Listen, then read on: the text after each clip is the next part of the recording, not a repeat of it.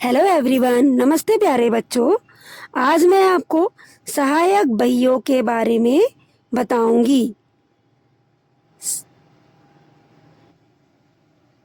Main journal, जिसे मुख्य journal कहा जाता है, इसे विशेष रोज नामचा भी कहते हैं। जिन व्यवहारों का प्रारंभिक लेखा करने के लिए कोई पृथक सहायक पुस्तक नहीं रखी जाती, उसका लेखा जर्नल में किया जाता है।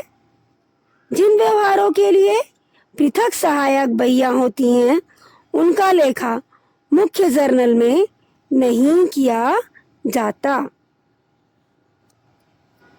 क्रय बही,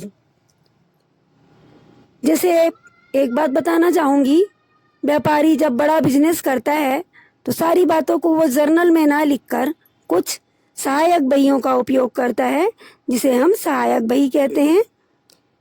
इसी सहायक बही के बारे में मैं आपको बता रही हूँ। पहला है क्रय बही, जिसे परचेस बुक कहा जाता है।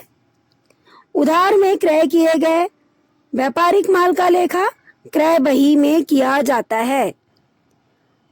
चूंकि व्यापारी माल नगद और उधार दोनों ही खरीदता है, लेकिन जब वह क्रय बही तैयार करेगा तो यहाँ पर नगद क्रय का लेखा नहीं किया जाएगा।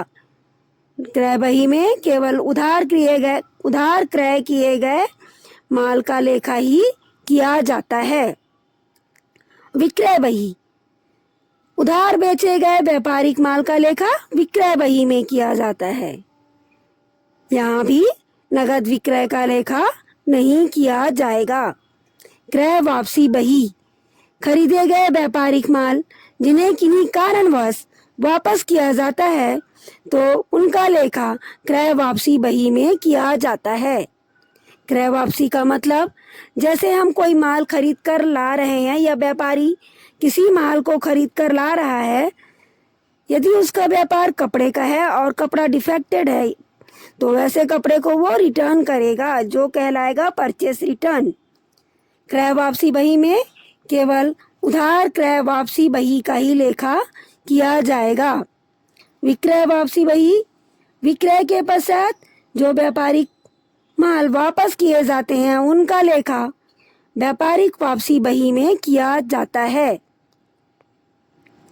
प्राप्य विपत्र बही अर्थात बिल्स रिसीवेबल बुक, ऐसे विनिमय प्रतिज्ञा पत्र हुंडियों का लेखा इस बही में किया जाता है जिसकी धनराशि दूसरों से प्राप्त होना है।